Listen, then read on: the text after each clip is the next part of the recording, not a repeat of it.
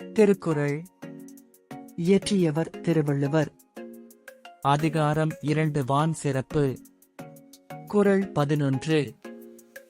வான் நின்று உலகம் வழங்கி வருதலால் தானமுழ்தம் என்றுணரற் பாற்று.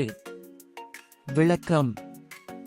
மழை பெய்ய உலகம் வாழ்ந்து வருவதால் மழையானது உலகத்து வாழும் உயிர்களுக்கு அமிழ்தம் என்று உணரத்தக்கதாகும். குறள் 12. துப்பார்க்கு துப்பாய துப்பாக்கி துப்பார்க்கு. துப்பாய மழை. விளக்கம்.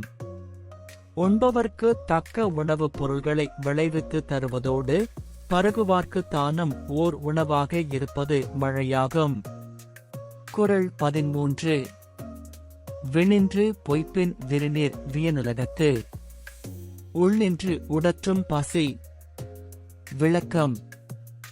மழை பெய்யாமல் பொய்ப்படுமானால் கடல் சூழ்ந்து அகன்ற உலகமாக இருந்தும் பசி உள்ளே நிலைத்து நின்று உயிர்களை வருத்தும்.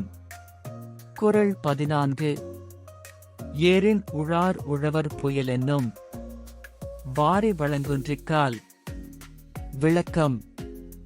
மழை என்னும் வருவாய் வளம் கொன்றுவிட்டால் உணவுப் பொருள்களை உண்டாக்கும் உழவரும் ஏற்கொண்டு உழமாட்டார். குறள் 15. கெடுப்பதும் கெட்டார்க்கு சார்வாய்மர் ராங்கே. எடுப்பதும் எல்லாம் மழை. விளக்கம். பெய்யாமல் வாழ்வை கெடுக்க வல்லது மழை. மழையில்லாமல் வளம் கேட்டு நொந்தவர்க்கு துணையாய் அவ்வாறே காக்க வல்லது மழையாகும். குறள் 16. விசும்பின் துளிவீழ்வின் அல்லால்மர் ராங்கே. பசும்புல் தலை காண்பு அரிது. விளக்கம். வானத்திலிருந்து மழை துளி வீழ்ந்தால் அல்லாமல் உலகத்தில் ஓரொரு உயிராகிய பசும்புல்லின் தலையையும் காண முடியாது. குறள் 17. நெடுங்கடலும் தண்ணீர்மை குன்றும் தடிந்தெழிலி. தான் நல்கா தாகிவிடின். விளக்கம். மேகம் கடலிலிருந்து நீரை கோண்டு அதனிடத்திலேயே பெய்யாமல் விடுமானால் பெரிய கடலும் தன் வளம் குன்றிப் போகும். குறள் 18. சிறப்பொடு பூசனை செல்லாது வானம். வரக்குமேல் வானோர்க்கும் ஈண்டு. விளக்கம். மழை பெய்யாமல் போகுமானால் இவ்வுலகத்தில் வானோர்க்காக நடக்கும் திருவிழாவும் நடைபெறாது, நாள் வழிபாடும் நடைபெறாது. குறள் 19. தானம் தவம் இரண்டும் தங்கா வியனுலகம். வானம் வழங்காதெனின். விளக்கம்.